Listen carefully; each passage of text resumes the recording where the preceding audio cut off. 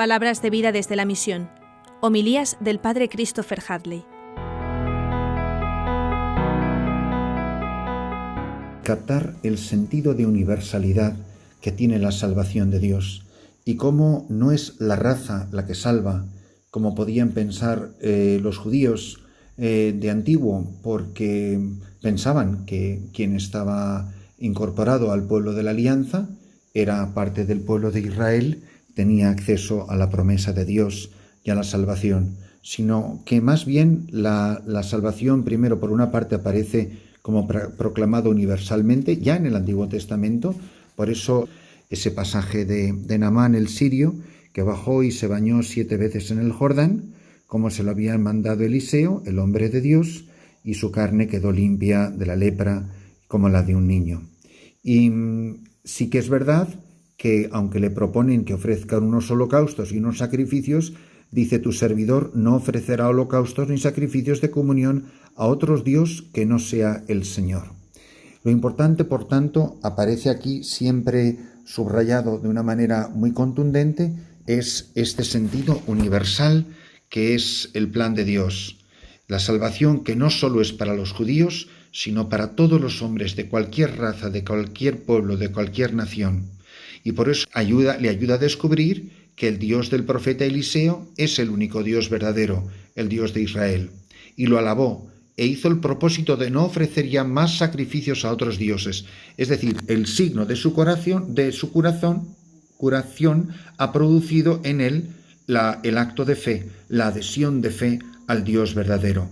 Por eso, por más maravillas de Dios que nosotros veamos, si esto no nos mueve a adherirnos al Dios verdadero, de nada sirve, de poco sirve. El signo, los dones de Dios, las maravillas de Dios, si no nos llevan a la salvación, si no nos llevan al acto de fe, al Dios de Jesucristo, de ninguna manera podemos decir que han servido para nada. De nada le sirvió quedar curado de la lepra si al final los sacrificios se los iba a seguir ofreciendo a dioses paganos. No todos los dioses son igual y no todos creemos en el mismo Dios. Mi Dios, el Dios en que yo creo, no es el Dios de los musulmanes y no es el Dios de los paganos. El Dios de Jesucristo es único e irrepetible. ¿Que todos tienen un atisbo del misterio del Dios verdadero? Pues por supuesto que sí. ¿Cuánto tienen? Todo lo que tienen en común con nosotros. Por eso, de manera análoga, así va a aparecer como el samaritano del Evangelio, que queda curado por Jesús, como los otros 9, que eran judíos, fue el único que volvió a darle gracias a Jesús. ¿Por qué? Porque ahí es donde Jesús le va a decir: vete, tu fe te ha salvado. 10 quedaron curados, pero solo 1 quedó salvado. Por lo tanto, nos vendría muy bien recordar que no es lo mismo la curación que la salvación. Jesucristo no ha venido sobre todo a curar, ha venido con sus curaciones a salvar, a generar en nosotros el acto de fe. Por eso, en los 3 evangelios sinópticos, no lo olvidemos, en Mateo, en Marcos, en Lucas, en la vida pública de Jesús, que siempre termina con su famoso y definitivo viaje a Jerusalén, donde da su último testimonio y donde entrega la vida, es ahí, precisamente, exclusivamente San Lucas, quien cuenta esta escena. Solo San Lucas, de los 3 sinópticos, nos relata este pasaje de los leprosos que quedan sanados camino de Jerusalén. Es impresionante porque Jesús va camino de la cruz, va camino de la gloria, va camino de la muerte, pero según va llegando el ocaso de su vida y va llegando la hora de su plenitud, la hora del Padre, todavía no ha llegado mi hora, ha llegado la hora, dirá al final. Sin embargo, Él, por donde pasa, va haciendo el bien. ¿Cuál es la fuerza de la palabra? Que Naamán se cura por la fe, que el samaritano se cura por la fe. Ha vuelto a dar gracias a Dios, el único que ha vuelto es un no judío, es un samaritano, y Jesús dice: ¿pero no fueron 10 los que quedaron curados? ¿Los otros 9 dónde están? Por eso le dirá a este: no solamente estás sano, sino le dice: tu fe te ha salvado. San Lucas es el que siempre va a subrayar el contraste entre los 9 leprosos que no regresan y el que sí vuelve sobre sus pasos para dar gloria a Dios. Todos han quedado limpios de su lepra, pero solo éste ha sido salvado, porque solo él ha sabido reconocer en Jesús a su Señor, a su Salvador. Y por eso le dirá: tu fe te ha salvado. Y es que Jesús obra el milagro para provocar la fe y realizar así la curación de otras enfermedades que son mucho más graves, que es el pecado, que es la muerte, que es la infección, la podredumbre que produce la ofensa a Dios, el rechazo de Dios, la lejanía de Dios. Pero es muy bonito porque dice que el leproso se volvió. Es esta metanoia, es este cambio de orientación. La persona desorientada por el pecado queda orientada. Dice que se volvió, se giró. Es como lo mismo que hace la Magdalena, que está mirando el sepulcro, está mirando la muerte, ha perdido la fe, ha perdido la esperanza. Y dice que cuando oye la voz de Jesús, ella se volvió. Es un volverse existencial, no es simplemente que se dio la vuelta. No es lo mismo se volvió que se dio la vuelta. Se volvió físicamente, por supuesto, pero sobre todo su vida gira espiritualmente. Esto es lo que pasa en un retiro, esto es lo que pasa en una peregrinación, esto es lo que pasa cuando tenemos un encuentro con Cristo fuerte, que nuestra vida gira, que nuestra vida cambia el rumbo, cambia la orientación. Por eso quizás San Lucas pensaba en la fe cristiana de aquel hombre, que de hecho la palabra incluso que usa en griego, más que decir se volvió, es se convirtió. No olvidemos que los beneficios que recibimos de Dios son siempre signos de su poder salvador, de su amor misericordioso. Si yo he visto maravillas de Dios en mi vida y no me han movido la conversión, de poco me han servido esas experiencias que haya tenido.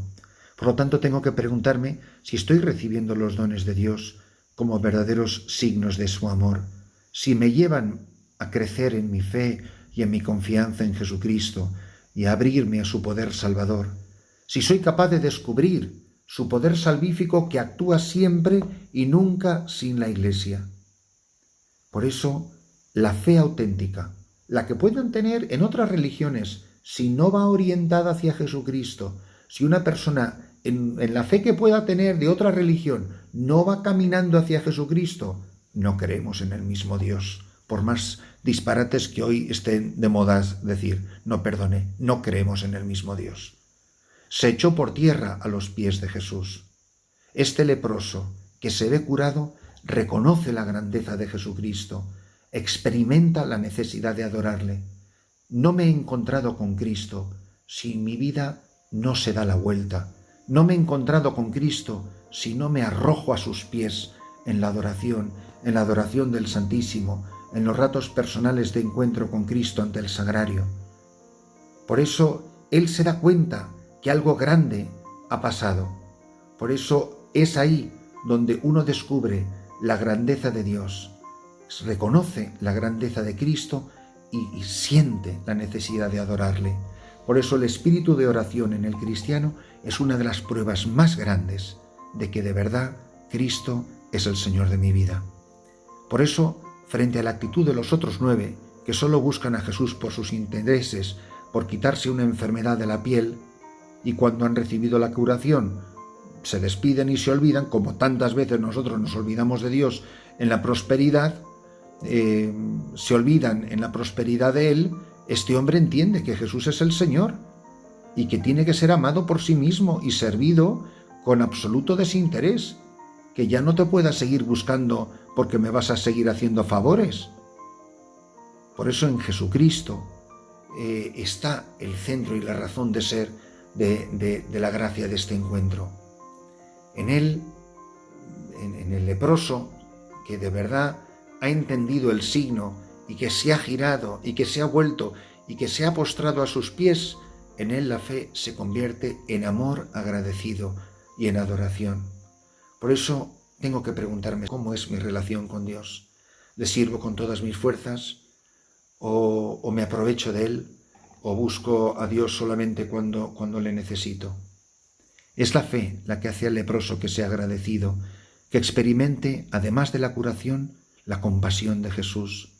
Los otros 9, que también pedían, Jesús, ten compasión de nosotros, han sentido que su cuerpo ha quedado sano, pero no han experimentado la compasión y la misericordia de Cristo, que sólo la fe hace posible por el perdón de los pecados. Por eso recordar estas palabras de hoy del Evangelio. Jesús tomó la palabra y dijo, mirad, la naturaleza humana de Cristo posee esa riqueza que llamamos sensibilidad, le agrada la gratitud, le duele la persona desagradecida.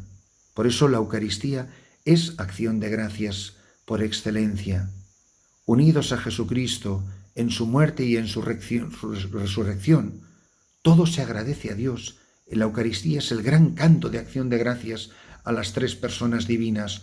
Por Cristo, con Él y en Él, damos gracias por los beneficios que continuamente recibimos de Dios, que Dios nos ama, y le damos gracias por todas las cosas que nos suceden, tantas cosas que solo Dios comprende. Gracias en la necesidad, gracias en la pena, gracias en el sufrimiento, gracias en la oscuridad. Gracias, Señor, siempre gracias, aunque yo no entienda nada, pero en ti confío. La acción de gracias a Jesucristo, que es la forma más bonita de oración en la Iglesia, no lo es tanto en la vida de muchos cristianos. No seremos muchas veces nosotros como esos 9 leprosos que son unos desagradecidos. Solo el que se reconoce sin derechos, que es indigno de la bondad de Dios, sabe ser agradecido. Es lo que hace la Virgen María en su Magnífica, que proclama la grandeza de Dios. Se postra ante Dios porque en su vida ha hecho maravillas. Ella es el prototipo del cristiano agradecido, que no solamente ha curado su lepra, sino que ha salvado su alma. Benditos nosotros si hoy sabemos postrarnos a los pies de Jesús y decir gracias, gracias Dios mío, desde lo más profundo de mi corazón.